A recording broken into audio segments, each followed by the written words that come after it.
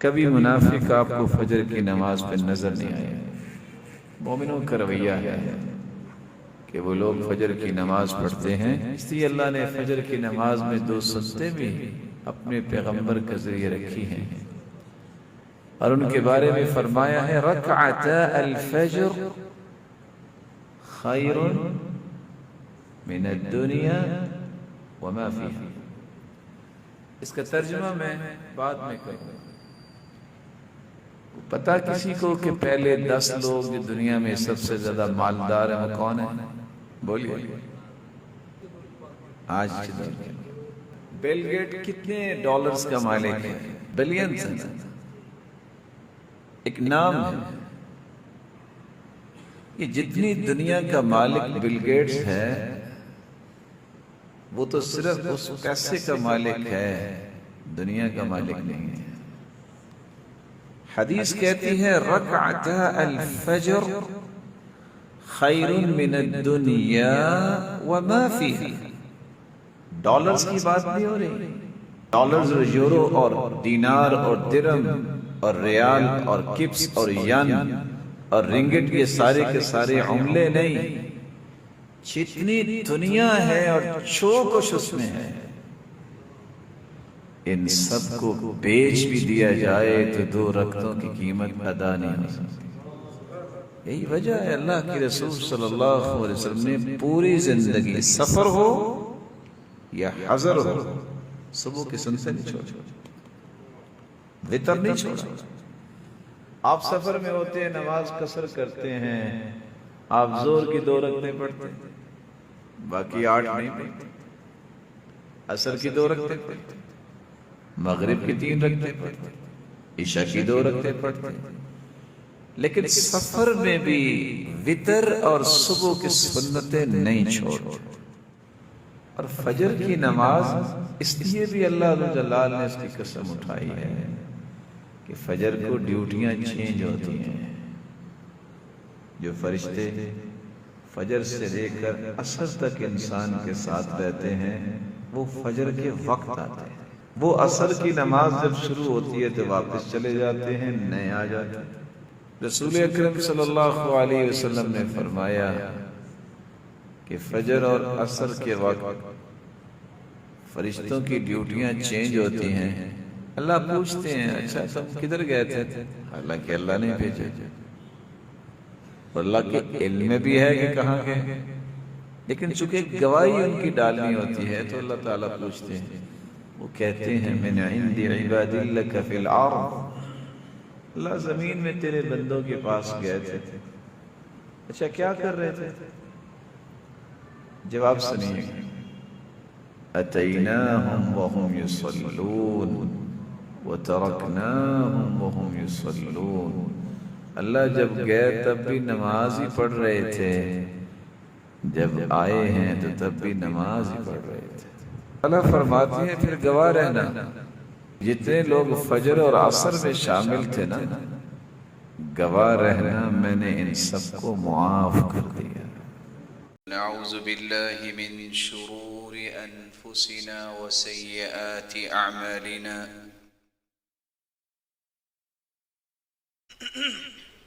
من يهده الله فلا مضل له ومن يضلل فلا هادي له، وأشهد أن لا إله إلا الله وحده لا شريك له، وأن محمدًا عبده ورسوله. يا أيها الذين آمنوا اتقوا الله حق تقاته ولا تموتن إلا وأنتم مسلمون. يا أيها الناس اتقوا ربكم الذي خلقكم من نفس واحدة وخلق منها زوجها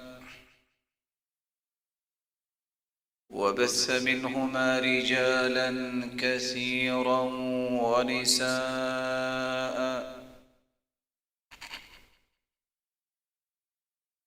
واتقوا الله الذي تساءلون به والأرحام إن الله كان عليكم رقيبا يا أيها الذين آمنوا اتقوا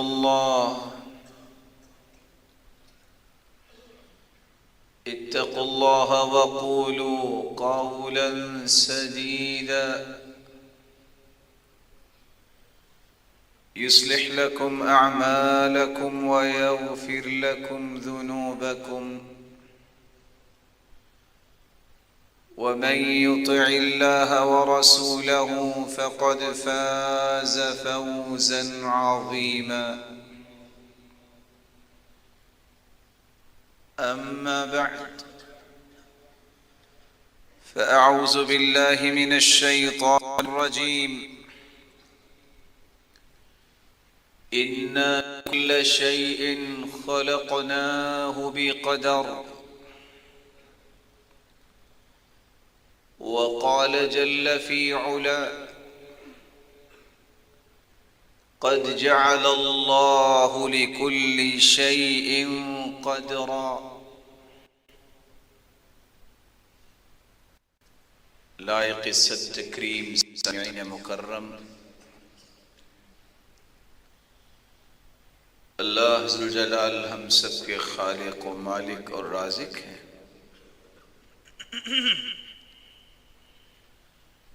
اس کا بے پناہ احسان ہے جس نے ہماری رشد و ہدایت کے لیے جہاں نوشتہ ہدایت قرآن مجید کو اتارا، وہاں اس کی روشنی میں تربیت اور تزکیہ کرنے کے لیے کائنات کی سب سے اعلیٰ ہستی محمد الرسول اللہ کو ہادی و مرشد بنایا۔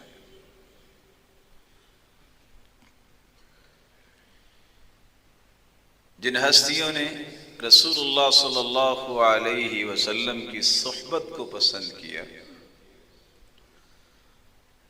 ان سے تربیت حاصل کی،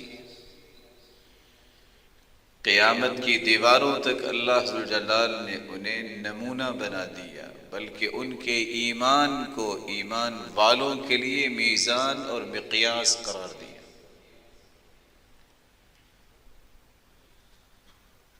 آخر وہ کون سا راز ہے کہ صحابہ کرام کو اتنا بڑا مقام نصیب ہو گیا؟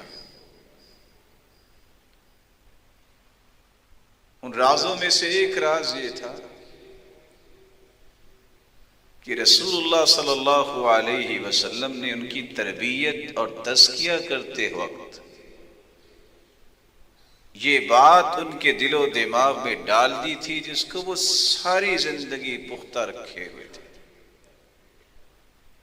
کہ اللہ کے فیصلوں پر ایمان بھی لانا ہے اور اس پر اطمینان کا اظہار بھی کرنا ہے اور خوش بھی ہونا ہے۔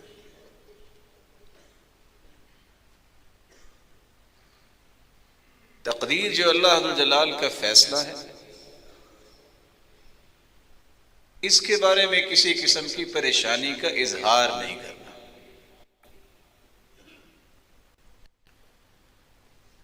تقدیر کیا ہے، اس کی کون سی اقسام ہیں، اس پر ایمان لانے سے انسان کے ایمان پر کیا اثرات مرتب ہوتے ہیں، اور تقدیر کا انکار کرنے سے اس کی دنیا اور آخرت میں کون کون سے نقصانات مرتب ہوتے ہیں۔ اور پانچواں نقطہ، مجھے اور آپ کو اس کے متعلق کیا کرنا چاہیے۔ یہی 5 نقاط آج کے اس خطبے کا محور اور مرکز ہوں گے۔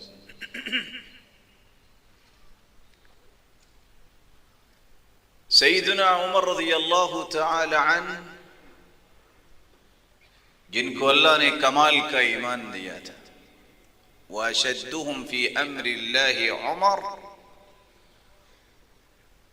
رسول اللہ صلی اللہ علیہ وسلم نے فرمایا دین کے اندر صلابت، قوت، مضبوطی دیکھنی ہے تو وہ سیدنا عمر کے اندر دیکھنی. وہ کہا کرتے تھے دنیا میں اگر کوئی شخص یہ 2 آیتیں پڑھ لے اور سمجھ لے ساری زندگی کی پریشانی اس کی ختم ہو جائے گی. پوچھنے والے نے پوچھا صرف 2 آیتیں؟ کہا جی ہاں. اِنَّا كُلَّ شَيْءٍ خَلَقْنَاهُ بِقَدَرٍ. ہم نے ہر چیز کو پیدا کیا ہے ایک اندازے کے مطابق. قَدْ جَعَلَ اللَّهُ لِكُلِّ شَيْءٍ قَدْرًا. اللہ تعالیٰ نے ہر چیز کا ایک اندازہ لگایا ہے. جو اللہ ذوالجلال نے اندازہ لگایا ہے اس سے زیادہ کی خواہش کرنا یہ پریشانی کا سفر ہے. جو اللہ نے اندازہ لگایا ہے آپ کو ملا ہے اس پہ خوش ہونا یہ ایمان ہے. جس وقت کو اللہ ذوالجلال نے طے کیا ہے کہ اس وقت یہ ملے گا اس سے پہلے اسے طلب کرنا، اس کا مطالبہ کرنا کہ ابھی ملے، یہاں سے پریشانی کا آغاز ہوتا ہے. اور اگر انتظار کر لیا جائے کہ میرے رب کا بھی فیصلہ نہیں تو یہ اس کا ایمان ہے.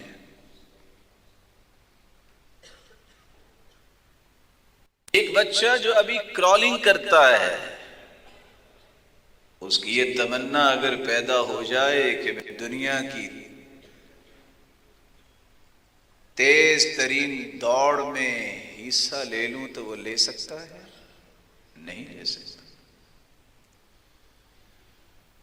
جس کو ابھی قاعدہ پڑھنا نہیں آتا وہ تمنا کرے کہ میں اخباری رپورٹر بن جاؤں، بن سکتا ہے؟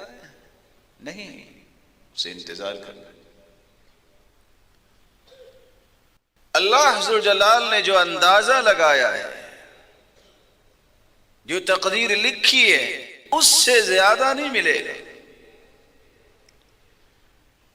جب آپ اس بات پہ اپنے آپ کو کوسنا شروع کر دیں گے کہ مجھے ملنا چاہیے اور دوسرے الفاظ میں اللہ ذوالجلال پہ تحکم کرنا چاہیں کہ اللہ مجھے دے اور اللہ نے فیصلہ کیا ہوا ہے، تو اللہ ذوالجلال کے ساتھ تحکم تو اللہ کو بھی پسند نہیں ہے اور نہ ہی آپ اپنی خواہش کا اللہ ذوالجلال کو پابند کر سکتے ہیں.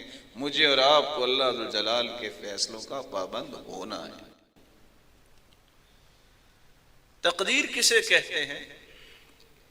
یہ قدر یقدر سے ہے، جس کا مطلب ہے کسی چیز پر قادر ہونا، معاملے کی تدبیر کرنا، کسی چیز کو معین کرنا. اللہ ذوالجلال کا فیصلہ.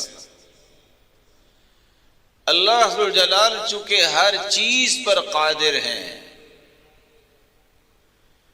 اس لیے اللہ ذوالجلال اپنے علم کے مطابق تدبیر کرتے ہیں، پھر کسی چیز کا تعین فرماتے ہیں اور اسے فیصلہ بنا کے انبیاء اور رسل تک اللہ ذوالجلال نے پہنچایا. جو اللہ ذوالجلال کے علم میں تھا وہ قادر تھا، اس نے معین کیا اور فیصلہ صادر کیا. ویسے ہی ہوگا جیسے اللہ ذوالجلال نے فیصلہ صادر کیا.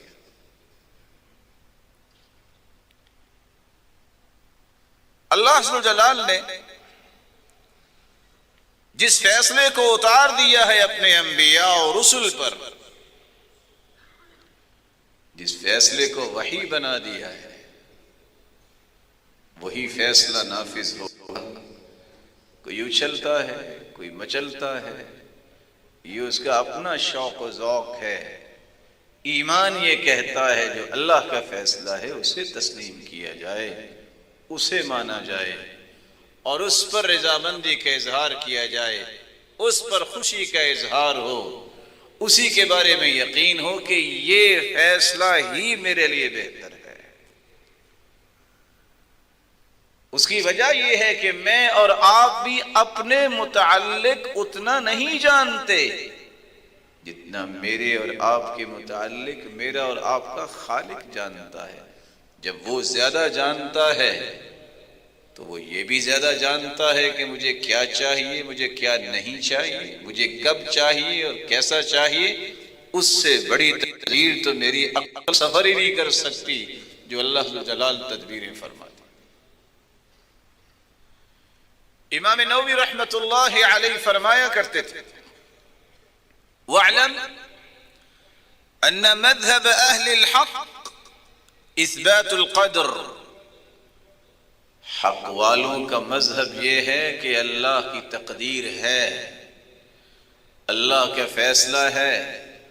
اور جبریل امین نے آ کے سوال کیا تھا ایمان کیا ہے، تو رسول اللہ صلی اللہ علیہ وسلم نے ایمان کے 6 ارکان کا تذکرہ کیا تھا۔ ایمان یہ ہے، مومن اس کو کہتے ہیں، ان تؤمن باللہ، اللہ پر ایمان لاؤ، وہ خالق و مالک و رازق ہے، وملائکتہ، اللہ کے فرشتوں پر ایمان لاؤ جو کھربوں کی تعداد میں اپنی ذمہ داریاں ادا کر رہے ہیں، وکتبہ، اللہ کی کتابوں پر ایمان لاؤ، زبور، تورات، انجیل، قرآن، اور اس سے پہلے صحف ابراہیم کہ اللہ کی طرف سے نازل شدہ کتابیں ہیں، ورسول، اللہ کے رسولوں پر ایمان لاؤ۔ 1,24,000 پیغمبر ہیں جن میں سے 315 رسول ہیں، باقی سب انبیاء ہیں۔ وَتُؤْمِنَ بِالْقَدْرِ خَيْرِهِ وَالشَّرِّ، اللہ فرشتوں پر، کتابوں پر، رسولوں پر اور آخرت کے دن پر ایمان لانے کے ساتھ ساتھ چھٹا رکن یہ ہے کہ جب تک تم تقدیر پر ایمان نہیں لاتے تمہارا ایمان مکمل ہی نہیں ہوتا۔ اور تقدیر پر ایمان لانے کا معنی کیا ہے؟ امام نووی فرماتے ہیں ان اللہ تبارک وتعالی قدر الاشیاء فی القدم وعلم سبحانه أنها ستقع في أوقات معلومة عنده وعلى صفات مخصوصة هي تقع على حسب ما قدرها سبحانه وتعالى۔ اس کا معنی یہ ہے تقدیر کا کہ اللہ ذوالجلال نے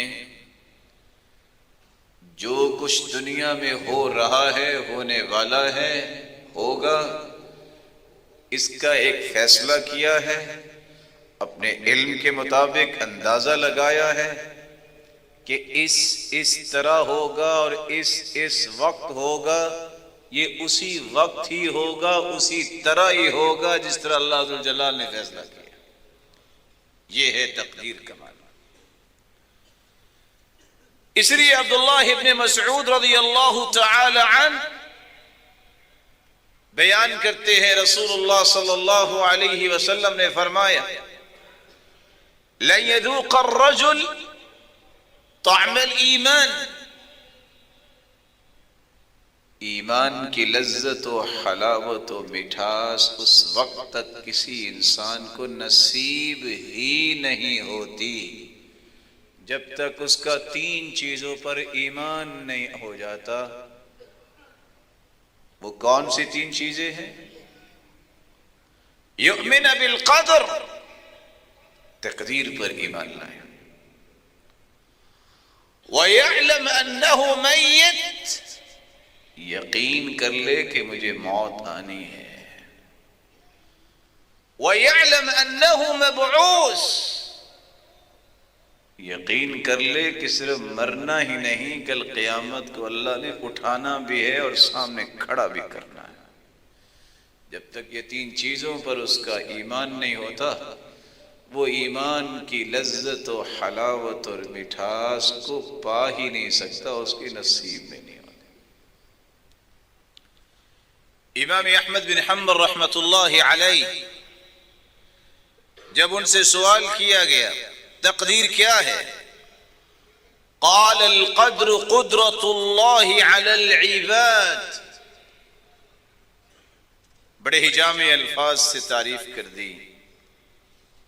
تقدیر یہ ہے اللہ کی قدرت ہے بندوں پر، یہ قدرت جو اللہ ذو الجلال نے لکھ دی ہے اس کے علم میں ہے، اس کو نہ کوئی پھیرنے کی طاقت رکھتا ہے، نہ بدلنے کی طاقت رکھتا ہے، نہ کوئی روکنے کی طاقت رکھتا ہے، اور نہ کوئی پوچھنے کی طاقت رکھتا ہے۔ لا يسأل عما يفعل وهم يسألون، جو اللہ ذو الجلال نے فیصلے کر دیے ہیں، کسی کی جرت و طاقت نہیں ہے کہ وہ اللہ سے سوال بھی کر سکے۔ قیامت کے دن وہ سب سے سوال کرے۔ تقدیر کی تعریف کے بعد اس کی بنیادی طور پہ قسمیں ہیں دو، تقدیر مبرم، تقدیر معلق۔ تقدیر مبرم سے مراد یہ ہے کہ ایسا پختہ فیصلہ جس میں کوئی بھی تبدیلی ممکن نہیں، جیسا کہ موت ہے۔ اللہ ذو الجلال نے فیصلہ کر دیا ہے کہ فلاں سال، فلاں مہینے، فلاں دن، فلاں گھنٹے، فلاں منٹ پر فلاں شخص کی فلاں جگہ پہ موت ہوگی، ایک ذرہ برابر بھی آگے پیچھے نہیں ہو سکتا۔ دنیا جہان کی احتیاطات کر لے، موت اسی وقت ہی آئے گی۔ ہاں احتیاط کرنے کو اسے اجر ملے گا کیونکہ احتیاط کرنا سنت۔ دنیا جہان کی بے احتیاطی کر لے، موت پہلے نہیں آئے گی، موت اس وقت بھی آئے گی، لیکن اس بے احتیاطی کی وجہ سے دیگر مصیبتیں اسے جھیلنی پڑیں گی کیونکہ اس نے سنت کو چھوڑا۔ موت لیٹ نہیں ہوگی، موت پہلے نہیں آئے گی۔ اذا جاء اجلهم لا يستأخرون ساعة ولا يستقدمون۔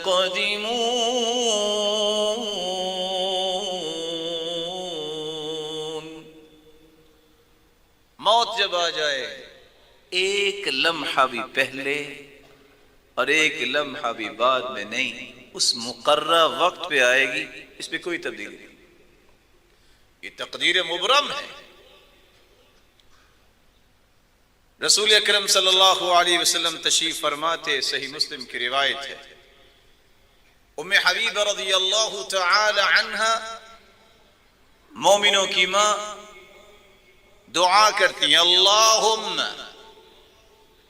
امتعنی بزوجی رسول اللہ وبأبی ابی سفیان وبأخی معاویہ۔ اے اللہ، میرے خامد اللہ کے رسول اور میرے والد ابو سفیان اور میرے بھائی معاویہ، اللہ یہ تینوں کو سلامت رکھ، اور مجھے جب تک میں زندہ ہوں باپ کا سایہ سلامت رہے، اور خامد کا ساتھ سلامت رہے، اور بھائی کا ساتھ سلامت رہے۔ رسول اکرم صلی اللہ علیہ وسلم نے فرمایا، قد سألت اللہ لآجال مضروبہ وأیام معدودہ وأرزاق مقسومہ لن يعجل شيئا قبل حله او يؤخر شيئا عن حله۔ اللہ سے آپ وہ سوال کر رہے ہیں جو اللہ نے لکھ دیا ہے کہ کس کا کتنا رزق ہے، کس نے کب اللہ کے پاس واپس جانا ہے، یہ ساری چیزیں تو اللہ نے لکھی ہیں، اس میں تو تبدیلی ہو نہیں سکتی۔ تمہیں دعا کرنی چاہیے تھی، وَلَوْ كُنْتِ سَأَلْتِ اللَّهَ أَن يُعِيذَكِ مِنْ عَذَابٍ فِي النَّارِ أَوْ عَذَابٍ فِي الْقَبْرِ كان خيرا وأفضل. اگر آپ نے دعا ہی کرنی تھی تو دعا کرتی اللہ مجھے عذاب قبر سے بچا دے اور جہنم سے بچا دے. تقدیر کی دوسری قسم ہے تقدیر معلق. صحیح مسلم کی روایت کا آخری حصہ بھی میں پیش کر دوں. اور جن دماغوں کے اندر خناس آ چکا ہے وہ شریعت کی بات نہیں مانتے، ڈارون کے قاعدے اور اصول ضابطوں کو سلامی پیش کرنے والے یہ مغرب زدہ لوگ کہتے ہیں کہ اصل میں یہ انسان جو ہے بندر تھا، بعد میں انسان بنا. رسول اکرم صلی اللہ علیہ وسلم نے فرمایا ان اللہ لم يجعل لمسخ النسل ولا عقب. اللہ جب کسی نسل کو ختم کرتے ہیں تو پھر نسخ نہیں ہوتا کہ بندر انسان بن جائے، ایسا نہیں ہو سکتا. صحیح مسلم کی روایت. تعجب ہے ہو مسلمان اور صحیح مسلم کی روایت 2663 کا انکار کر کہے ڈارون ٹھیک کہتا ہے.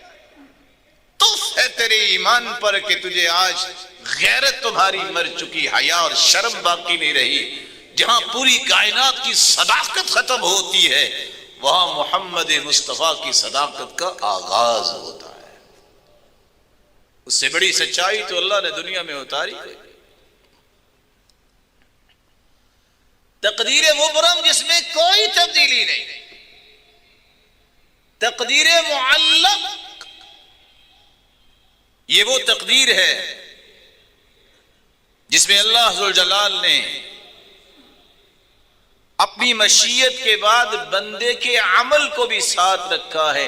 اگر میرا بندہ یہ عمل کرے گا تو اس کے لیے یہ فیصلہ ہے، اگر اس نے یہ عمل نہ کیا تو پھر یہ فیصلہ ہے. مثال کے طور پر رزق ہے. اگر رشتہ داروں کا خیال کرے گا، خرچ کرے گا، صدقہ کرے گا تو میں اس کے مال میں برکت ڈال دوں گا، اگر نہیں کرے گا تو نہیں ڈالوں گا. اگر یہ عبادت میں اپنے آپ کو لگائے گا میں اس کے دل کو غنا سے بھر دوں گا، اگر نہیں اپنے آپ کو لگائے گا اس کی آنکھوں کے سامنے فقیری ہی دوڑتی رہے. معلق. اگر یہ دعا کرے گا تو میں اسے عطا کروں گا، نہیں کرے گا دعا تو محروم رکھوں گا. معلق. لا يبدل التقدير الا الدعاء الا بالدعاء. تقدیر کو دعا بدل سکتی ہے، وہ بھی اللہ نے لکھی ہو. حدیث کے الفاظ ہیں لا يغني حذر من قدر. جتنی چاہو احتیاط کر لو تقدیر نہیں بدلے گی. کیا ہوگا؟ ساتھ ہی فرما دیے وَالدُّعَاءُ يَتْبَعُ مِمَّا نَزَلْ وَمِمَّا لَمْ يَنزِلْ. دعا ایسی نعمت ہے جو بلائیں آ گئی ہیں اس کے بارے میں بھی دعائیں نفع دیتی ہیں، جو کل کلاں آنے والی ہیں بلائیں ان کے بھی اللہ محفوظ فرما دیتے ہیں جب دعا کرتے ہیں. پھر آپ نے اس کی ایک عملی شکل پیش کی. ان البلاء ينزل. آسمان سے بلا نازل ہوتی، فتنہ، بلا، مصیبت. نیچے بیٹھا انسان دعا کرتا ہے اور دعائیں اللہ ہر وقت سنتے ہیں. کاش سحری کے وقت بھی دعائیں ہوں. حدیث میں آتا ہے کہ رات کو بلائیں نازل ہوتی ہیں، اس لیے برتنوں کو ڈھانپ کے رکھا کرو. بیماریاں بھی اترتی ہیں اور اللہ کی رحمتیں بھی اترتی ہیں. برتن کو ڈھانپ کے رکھو گے اس برتن میں بیماریاں نہیں جائیں گی. بلا اتر رہی ہے، انسان دعا کرتا ہے فَيَعْتَلِجَانِ. اوپر سے آنے والی بلا اور نیچے سے چڑھنے والی دعا الی یوم القیامہ، قیامت کے دن تک یہ دونوں گتھم گتھا رہتے ہیں، دعا اس بلا کو زمین پہ آنے ہی نہیں دیتی۔ تقدیر معلق، اگر نیکی کے راستوں کو اختیار کرو گے تو یہ ملے گا، نہیں کرو گے تو محروم رہو گے۔ اللہ ذوالجلال ہمیں تقدیر پر ایمان کی توفیق عطا فرمائے۔ رسول اللہ صلی اللہ علیہ وآلہ وسلم نے صحابہ کرام کو یہ بات بھی سمجھائی، صحیح الجامع کی روایت ہے، احتج آدم و موسیٰ، آدم علیہ السلام اور موسیٰ علیہ السلام کی آپس میں گفتگو ہوئی۔ موسیٰ علیہ السلام کہنے لگے، انت آدم الذي خلقك الله بيده ونفخ فيك من روحه وأسجد لك ملائكته وأسكنك جنته، أخرجت الناس من الجنة بذنبك وأشقيتهم۔ اے آدم علیہ السلام، آپ وہ ہستی ہیں کہ اللہ نے ہاتھوں سے آپ کو بنایا، روح کو داخل کیا، سجدوں کو اور فرشتوں کو سجدہ کروایا آپ کے سامنے، جنت میں آپ کو جگہ دی۔ آپ کی ایک بھول کی وجہ سے آپ نے اپنی اولاد کو بھی جنت سے نکال دیا، اور کتنے لوگوں پر یہ شقاوت بدبختی چھا جائے گی۔ سیدنا آدم علیہ السلام نے جواب دیا، انت الذي اصطفاك الله برسالته وبكلامه وانزل عليك التوراة۔ اے میرے بیٹے موسیٰ، تمام انبیاء میں سے تو اللہ نے صرف آپ سے ہی ہم کلامی کا شرف آپ کو ہی عطا کیا کہ آپ سے ہم کلام ہوئے، تختیاں لکھ کے بھجوائی، تورات تمہیں عطا کی۔ اچھا یہ بتاؤ، اتنا ہونے کے باوجود آپ نے جو صلح کی غرض سے، خیر کی غرض سے اس کو ایک لگائی تھی کہ یہ ظلم سے باز آ جائے، آپ نے جو بندہ مار دیا تھا وہ کیسے مر گیا؟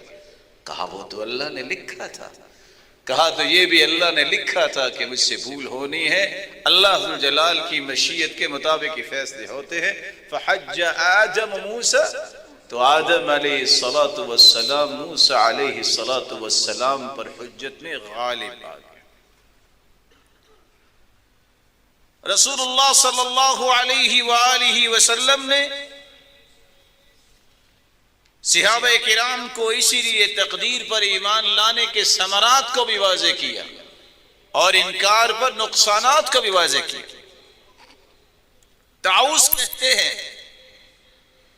ادرکت 300 من اصحاب رسول اللہ صلی اللہ علیہ وسلم یقولون کل شیء بقدر۔ میں نے 300 صحابہ سے سنا اور ان سے یہ بات سمجھی، اور 300 صحابہ یہ کہہ رہے تھے کہ ہر چیز اللہ کے فیصلے کے مطابق ہی ہوتی۔ حتی العجز، رسول اللہ صلی اللہ علیہ وسلم نے فرمایا کل شیء بقدر حتی العجز والکیس، ہر چیز اللہ کے فیصلے کے مطابق ہوتی ہے، یہاں تک کہ عاجزی اور یہاں تک کہ عقل مندی، یہ اللہ ذوالجلال کے فیصلے پر ہی منحصر ہے۔ یہ اللہ ہی ہے جو کسی کو حکمت و دانائی عطا کر دے، یہ اللہ ہی ہے، یہ اسی کی ذات ہی ہے جو عطائیں کرنے والی ہے۔ دنیا کی کوئی صلاحیت، دنیا کا کوئی لینتھ ایکسپیرینس جو دعوے کرنے والے ہیں ذرہ بھی حرکت نہیں کر سکتے اگر اللہ ذو الجلال کا فیصلہ نہ ہو۔ اس لیے عبداللہ ابن عباس رضی اللہ تعالی عنہ فرمایا کرتے تھے کل شیء بقدر حتی وضعک یدک علی قدک، ہر چیز اللہ کے فیصلے پر ہے، حتیٰ کہ تم اپنا ہاتھ اپنے رخسار پہ رکھتے ہو یہ بھی اللہ نے لکھا ہوا ہے۔ اس لیے عبداللہ ابن عباس رضی اللہ تعالی عنہ فرماتے ہیں جس طرح صحابہ کرام کا یہ عقیدہ تھا جو اللہ کے رسول نے ان کا عقیدہ بنایا کہ تقدیر پر ایمان لانا ہے، تقدیر پر ایمان لانے سے ہی انسان کی توحید مکمل ہوتی ہے، وگرنہ وہ حقیقی موحد نہیں بن سکتا۔ القدر نظام التوحید، فمن وحد اللہ وآمن بالقدر تم توحیدو۔ تقدیر یہ نظام توحید ہے کہ اللہ کو یکتا ماننا، اللہ کو اکیلا ماننا، ذات میں، صفات میں، فیصلوں میں، یہ اللہ ذو الجلال کی تقدیر پر ایمان لانا، اس سے انسان کی توحید مکمل ہوتی ہے۔ ومن وحد اللہ وکذب بالقدر نقص تکذیبہ قدرہ، جو توحید کا دعویٰ بھی کرے اور تقدیر پر ایمان نہ لائے، اسے جھٹلائے، سمجھ لے اس نے ایمانی اعتبار سے اپنی حیثیت کو اللہ کے سامنے ختم کر لیا۔ تقدیر پر ایمان لانے کا تیسرا فائدہ یہ ہے، یہ حقیقی ایمان کی نشانی ہے۔ جب تک تقدیر پر ایمان نہیں ہوگا وہ اپنے آپ کو ڈکلیئر نہیں کر سکتا کہ میں سچا مومن اور حقیقی مومن۔ رسول اکرم صلی اللہ علیہ وسلم نے فرمایا لا يؤمن عبد حتى يؤمن بأربع يشهد أن لا إله إلا الله وأني رسول الله بعثني بالحق ويؤمن بالموت ويؤمن بالبعث بعد الموت ويؤمن بالقدر خيره وشره۔ کوئی شخص اس وقت تک حقیقی ایمان کو حاصل نہیں کر سکتا جب تک چار چیزوں پر اس کا ایمان نہ آ جائے۔ نمبر ایک، اس بات کی گواہی دے کہ اللہ کے سوا کوئی بھی عبادت کے لائق نہیں اور میں اللہ کا رسول ہوں جس کو اللہ ذو الجلال نے حق کے ساتھ مبعوث فرمایا۔ پھر وہ موت پر ایمان لائے کہ موت بھی آنے والی ہے، پھر اس پر بھی ایمان لائے کہ موت کے بعد اللہ کے سامنے پیش بھی ہونا ہے، اور چوتھی چیز وہ اللہ کی تقدیر پر ایمان لائے جس کو انسان کبھی اچھا سمجھتا ہے کبھی برا سمجھتا ہے، لیکن اللہ کے ہر فیصلے ہی اچھے ہیں۔ وَالْخَيْرُ بِيَدَيْكَ وَالشَّرُّ لَيْسَ إِلَيْكَ، ساری کی ساری خیر اللہ تیرے ہاتھوں میں ہے، اور شر کی نسبت اللہ کی طرف نہیں کی جاتی، شر کی نسبت انسان اپنی طرف کرتا ہے۔ میری کمی کوتاہی، میرے گناہ اور میری خطاؤں کی وجہ سے اللہ کا یہ فیصلہ ہوا ہوگا، یہ انسان کی سوچ ہوتی ہے، شر کی نسبت اللہ کی طرف نہیں کی جاتی۔ تقدیر پر ایمان لانے کا چوتھا فائدہ یہ ہے،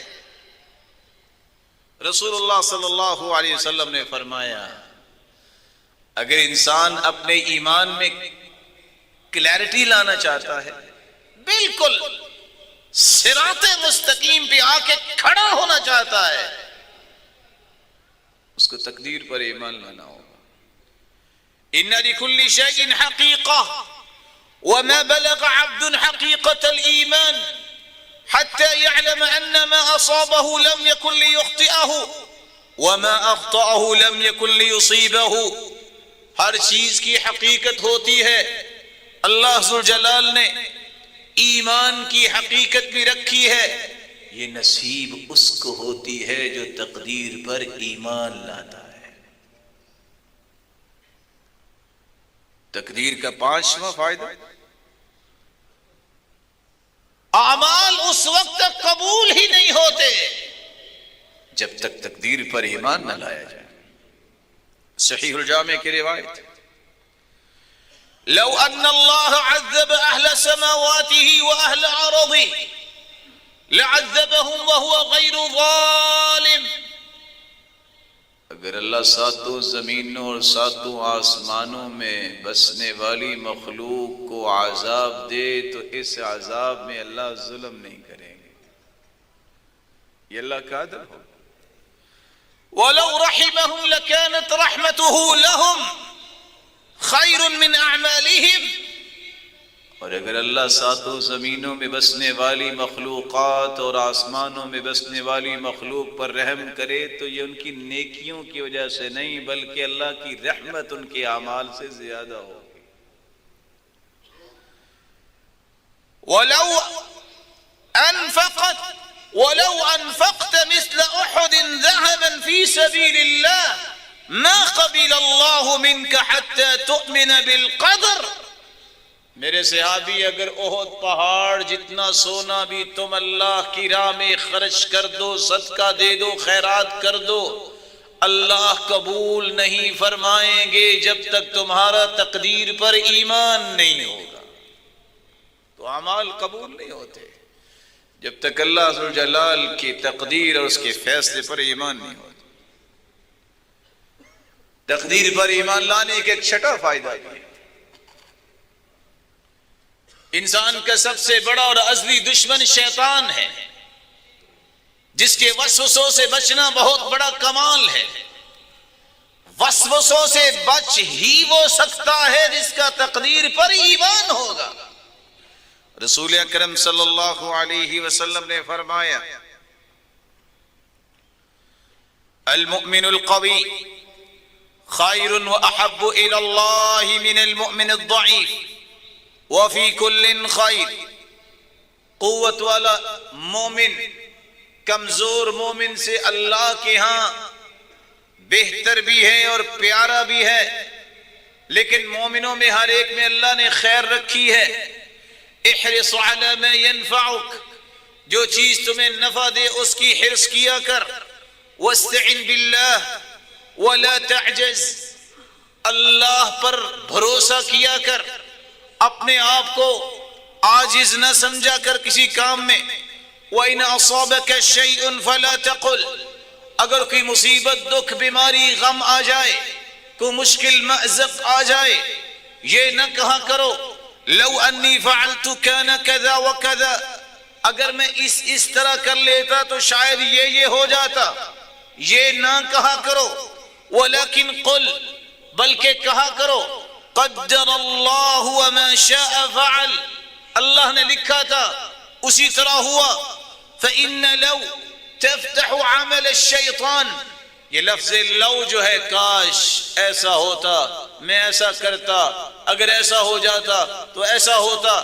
یہ لو، یہ کلمات جو ہیں شیطان کا دروازہ کھولتے. کہو اللہ ذوالجلال کا فیصلہ تھا، میرا اس پر ایمان ہے، اللہ ذوالجلال خیر